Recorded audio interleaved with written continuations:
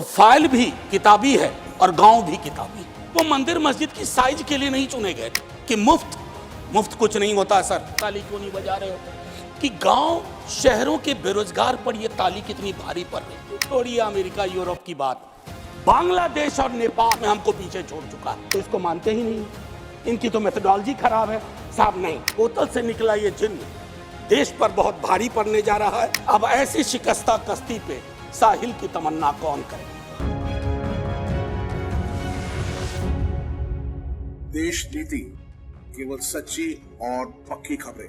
तो मुझे कभी नहीं लगा था कि हमारी पूरी बातचीत टैक्सेशन, फॉरेन एक्सचेंज रिजर्व्स और वगैरह वगैरह की चीज़ों में रहेगी। अर्थव्यवस्था का वो एक चेहरा हो सकता है, लेकिन एक जनप्रतिनिधि जो राज्यसभा और लोकसभा में बैठे हुए हैं, उनके लिए आर्थिक परिस्थिति पे जब हम बात करते हैं ना, तो सर सबसे पहले गरीब की थाली नजर आती है। गरीब की, आप फॉरेन एक्सचेंज रिजर्व कुछ भी रख लो, लेकिन अगर गरीब की थाली में ऊपर परिलक्षित नहीं हो रहा है तो फाइल भी किताबी है और गांव भी किताबी। मैं सिर्फ, और हाँ बहुत बढ़िया कहा जावड़ेकर साहब ने कहा 80 करोड़ लोगों को, हालांकि मैं उस शब्द का इस्तेमाल नहीं करूंगा कि मुफ्त कुछ नहीं होता। सर मैं कई बार सदन में बोल चुका हूं, अगर 80 करोड़ लोगों को आपको अनाज देना पड़ रहा है तो मुझको अर्थव्यवस्था पर कोई टिप्पणी नहीं करनी है कि आर्थिक परिस्थिति क्या है, कितनी समावेशी है, वगैरह वगैरह। सर माननीय उपसभापति जी सुधांशु जी जब बोल रहे थे, तालियां बज रही थी सत्ता पक्ष से, बजती भी हैं। अब विजय साई रेड्डी जी को कष्ट हुआ तो उन्होंने कह भी दिया कि ताली क्यों नहीं बजा रहे हो। तो जब सुधांशु जी ताली बजा रहे के वक्तव्य पे ताली बज रही थी, तो मुझे लगा कि गांव शहरों के बेरोजगार पर यह ताली कितनी भारी पड़ रही होगी। प्रधानमंत्री जी 14 में जब पहली बार चुने गए तो वो मंदिर मस्जिद की साइज के लिए नहीं चुने गए थे। 2 करोड़ प्रतिवर्ष नौकरियां उनका वादा था। 2 दाएं 20 करोड़। एक श्वेत पत्र तो बनता है कि हम कहां हैं। सर माननीय उपसभापति महोदय, मैं कुछ चीजें आपके मध्य, क्या ऐसा तो नहीं है कि हम मानव विहीन और मानवीयता विहीन ग्रोथ स्टोरी के पक्ष में भजन गा रहे हैं, करतल ध्वनि कर रहे हैं।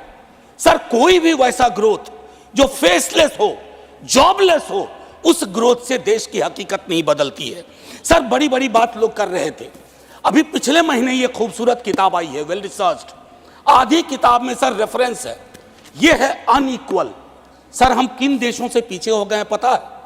छोड़िए अमेरिका यूरोप की बात, बांग्लादेश और नेपाल इनकम इनइक्वालिटी को एड्रेस करते हुए मानवीय सूचकांक में हमको पीछे छोड़ चुका है।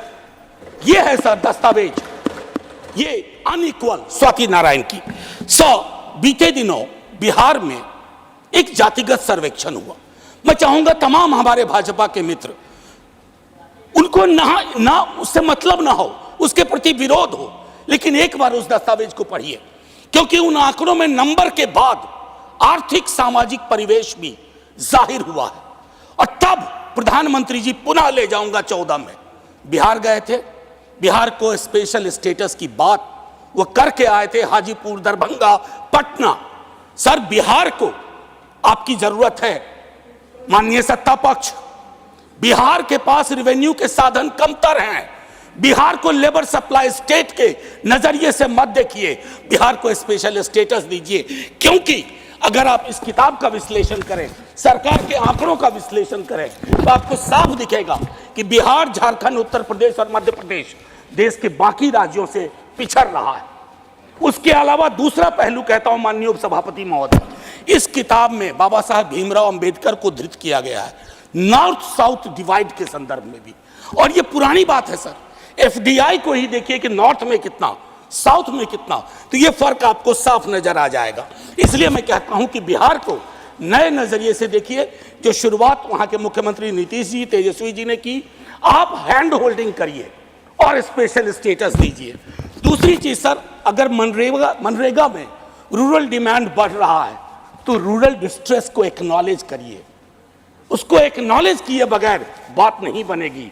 उसको डिनाल से अब कुछ हासिल नहीं कर पाए, पॉवर्टी इंडेक्स पर आपने कई वर्षों से काम नहीं किया। आप आंकड़ों के बारे में तो इस सरकार का दृष्टिकोण है कि विश्व के टिम्बकटू में अगर एक आंकड़ा पक्ष का कोई बोल दो तो उसको प्रदर्शनी लगा देंगे। अगर कोई आंकड़ा सरकार को असहज करता है तो कहेंगे हम तो इसको मानते ही नहीं है, इनकी तो मेथोडोलॉजी खराब है। साहब नहीं, ये डिफरेंशियल दृष्टिकोण मत रखिए। हंगर इंडेक्स पे खुल के कहिए हम मीट नहीं कर पाए हैं। ये सत्ता पक्ष और विपक्ष का मामला नहीं है, ये मामला है हमारे कलेक्टिव फेलियर का। हमें एड्रेस करना होगा। आपको असल में लग गया सर, बस 1 मिनट लूंगा माफी के साथ। सर, आपको असल में लगता है कि आप इनकम इनइक्वालिटी की बात ना करें, पॉवर्टी रिडक्शन की बात ना करें, अनएम्प्लॉयमेंट एड्रेसिंग की बात ना करें, चुनाव आप फिर भी जीत जा रहे हैं। मैं मानता हूं आपने वो तिलिस्म विकसित कर लिया है कि समस्याओं को एड्रेस किए बगैर भी चुनाव कैसे जीते जा सकते हैं। लेकिन जिन बोतल से निकला ये जिन देश पर बहुत भारी पड़ने जा रहा है। वेल्थ टैक्स को लेकर के, इनकम इनइक्वालिटी को लेकर मैंने कहा वेल्थ टैक्स 16 में आपने अबॉलिश कर दिया। किसानों के बारे में सर मैं कहता हूं, आप कहते हैं शेयर बाजार उछल रहा है, बड़ी तारीफ होती है। सर, शेयर बाजार उछले और एक किसान आत्महत्या कर ले, एक युवा बेरोजगार आत्महत्या कर ले, तो आप किस चीज को कहेंगे सर? और कुछ नहीं कहना चाहता। हाशिए के समूहों में पॉवर्टी की जो परिस्थिति है, आप बिहार का डेटा देखिए। आखिरी सर, एक सुधांशु जी बड़ी अच्छी चीजें बता गए, हमें तो लगा कि हम तो बेकार परेशानी है गरीबी से, भुखमरी से। 30 सेकंड सर। तो मैं आपके माध्यम से अपने मित्रवर्ग को कहता हूं, जब कश्ती साबितो सालिम थी, साहिल की तमन्ना किसको थी? अब ऐसी शिकस्ता कश्ती पे साहिल की तमन्ना कौन करे? जय हिंद सर। Thank you.